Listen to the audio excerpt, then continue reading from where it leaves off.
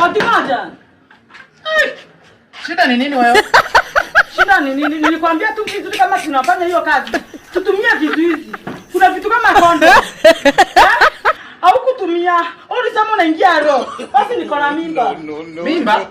Mimba ya nini tena saa hizi? Ati mimba ya wewe kwanza mimi niko tayari kulea mimba.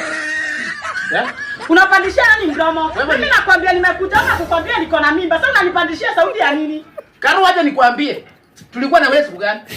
Juzi. Sasa ni siku ngapi saa hizi? 2. 2 uko na mimba. Siku 2 uko na mimba. Ndio, kwani mimba inafaa kuonekana ikifika miaka 5. Hata unataka aje? Hiyo mimba si yangu. Hiyo mimba si yangu. Ni nani? Hakuna siku mimba inayoonekana na siku 2. Wapi? Hata tukienda kwa daktari ati siku 2 mimba. Siku 2 na umekuja tu. Mimi nataka sijui umenipea mimba. Na hiyo mdomo. Ndio mimi sipendi makelele. Mimi sipendi makelele nganga mimi sipendi. Mimba ni yangu kwa mimba si yangu. Mimba si yangu. Mimba si yangu. Mimba si yangu. Unataka kumbishana na mimi, si ndio? Wewe kama nalikupea mimba. Siku 2. Sivyo? Ulimwaga ndani ama kumwaga ndani? Hata kama nilimwaga ndani siku 2 nimekataa. Tell me.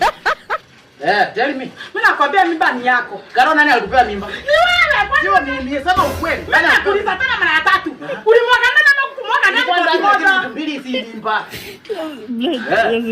Kwanza wacha nikwambie.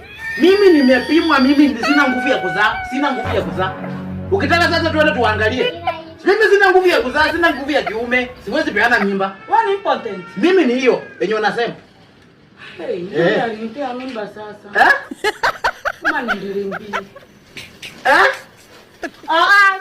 Sema ukweli, nani alikupea mimba tena? You know you.